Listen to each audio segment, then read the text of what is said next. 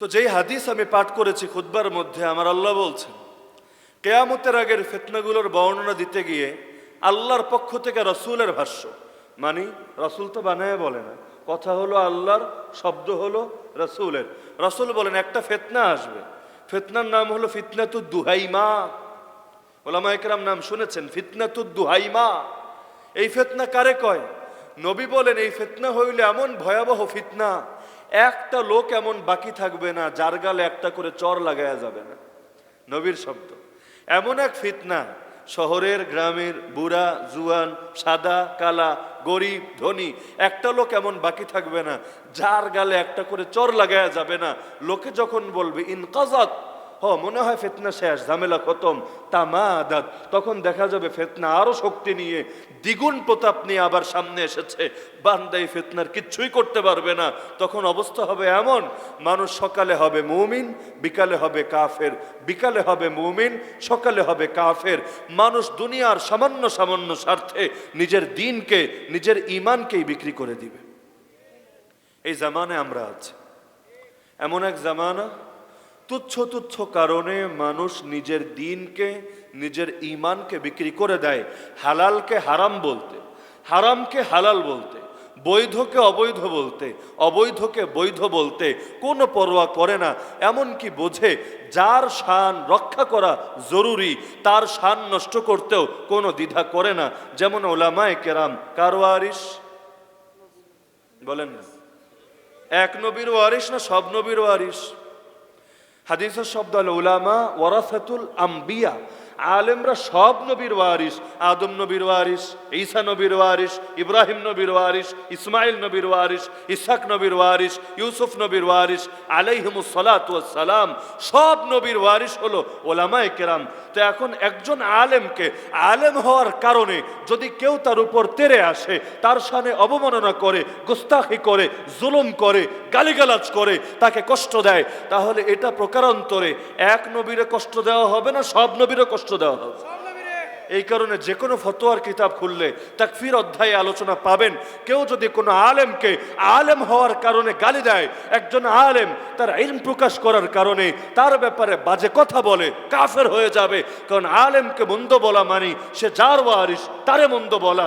আরে রাষ্ট্রের প্রতিনিধি যারা, ওদেরকে যদি আপনি কিছু বলেন, রাষ্ট্র আপনার বিরুদ্ধে বাদী হয়ে যায়, আপনার বিরুদ্ধে রাষ্ট্রদ্রোহী মামলা হয়ে যায়, অথচ সে একজন ব্যক্তি, সে রাষ্ট্র না, তাহলে তার বিরুদ্ধে অবস্থান নিলে রাষ্ট্রদ্রোহী মামলা হয় কেন? বলবেন কারণ একটা, সে রাষ্ট্র না, রাষ্ট্রের প্রতিনিধি। রাষ্ট্রের তো মুখ নাই, চোখ নাই, হাত নাই, রাষ্ট্র তো চালাতে হয় কিছু মানুষের দ্বারা। তো যেই মানুষগুলো রাষ্ট্র চালায় তারা হলো রাষ্ট্রের প্রতিনিধি। এবার সেই মানুষদের সামনে বেয়াদবি করা মানে রাষ্ট্রের সাথে বেয়াদবি করা। এখন রাষ্ট্রবাদী সে হবে বিবাদী, রাষ্ট্র মামলা করবে, সে সেই মামলায় শাস্তি পাবে। তো নবীদের ওয়ারিস হলো, নবীদের নায়েব হলো আলেমরা। এখন কেউ যদি আলেমের উপর জুলুম করে, আলেমের সামনে বেয়াদবি করে, আলেমের সাথে খারাপ আচরণ করে, সে যার ওয়ারিস, এটা তার সামনে খারাপ আচরণ বলে বিবেচিত হয়। আর নবীও তো একজনের প্রতিনিধি। কার প্রতিনিধি? আলেমের শানে বেয়াদবি করা মানে নবীর শানে বেয়াদবি করা, নবীর শানে বেয়াদবি করা মানে রবের শানে বেয়াদবি করা। আর যে রবের শানে বেয়াদবি করে সে মুসলমান থাকে কিভাবে? তো সকালে মুমিন, বিকালে কাফের, বিকালে মুমিন, সকালে কাফের। আজকের বাংলাদেশে প্রেক্ষাপটের আলোচনায় আসলে সবচাইতে তিক্ত বাস্তবতা আমি আপনাকে বলবো, সাংস্কৃতিক কুফর। কি কুফর? কি কুফর? অনেকে এটা বুঝে না। অনেকের ধারণা এই দেশের সমস্যা, আসল সমস্যা মনে হয় রাজনৈতিক, এর চাইতে বড় সমস্যা সাংস্কৃতিক। ওই সংস্কৃতি মানে খেলে গান বাজবে না, ওইটা সংস্কৃতির একটা অংশ। শিক্ষা ব্যবস্থা কি সংস্কৃতির অংশ না? আর অংশ কি না?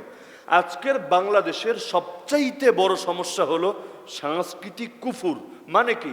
সাংস্কৃতিকভাবে মুসলিম দেশের উপর কুফুর চাপিয়ে দেওয়া হচ্ছে, বিভিন্নভাবে মুসলমানদের ধর্মানুভূতিতে আঘাত দেওয়া হচ্ছে।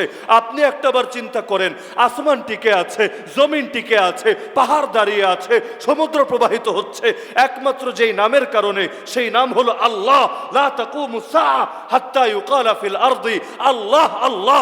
আমার নবী বলেন, জমিনে যতদিন আল্লাহ আল্লাহ বলা হবে, কিয়ামত হবে না, মহাপ্রলয় প্রলয় হবে না, আসমান ধ্বংস হবে না, জমিন ধ্বংস হবে না, তারকা খসে পড়বে না, চাঁদ সূর্যের উদয়াস্ত বন্ধ হবে না, সবকিছু স্বাভাবিকভাবে চলবে যতদিন জমিনে আল্লাহ আল্লাহ বলা হবে। তার মানে আল্লাহ লফজের কারণে আসমান দাঁড়িয়ে আছে, আল্লাহ লফজের কারণে জমিন বিস্তৃত হয়ে আছে, আল্লাহ লফজের কারণে আপনি খেতে পারছেন, আল্লাহ লফজের কারণে আপনি পড়তে পারছেন, আল্লাহ লফজের কারণে আপনি বেঁচে আছেন।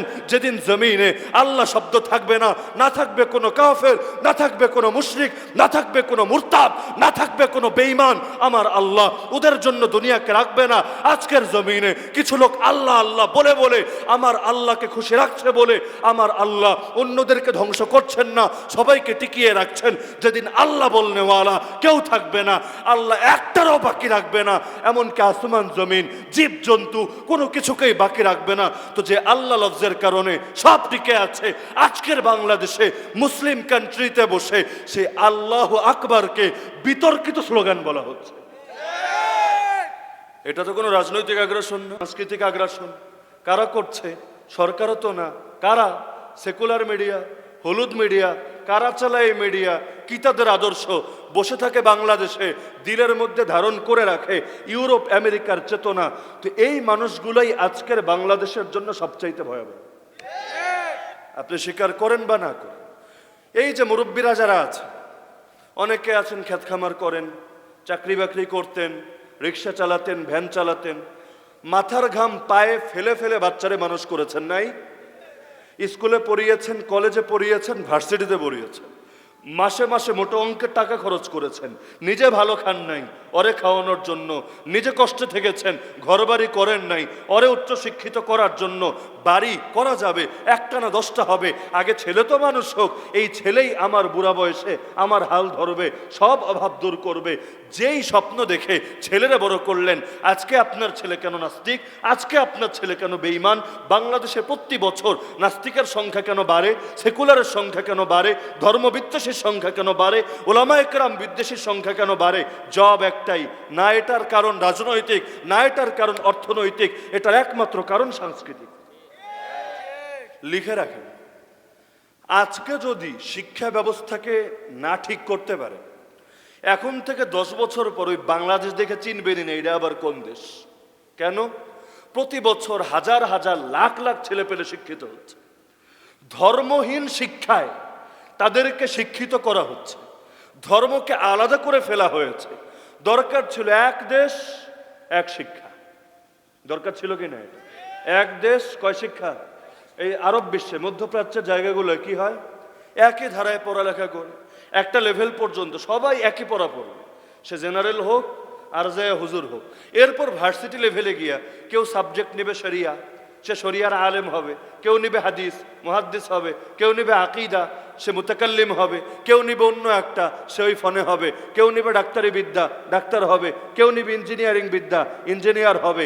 তো একটা লেভেল পর্যন্ত সবাই কোরআন পড়বে, কোরআনের নির্দিষ্ট কিছু আয়াত বাধ্যতামূলকভাবে সবাইকে মুখস্থ করানো হবে, সবাই সহি হাদিস পড়বে, জাল হাদিস না সহি হাদিস পড়বে।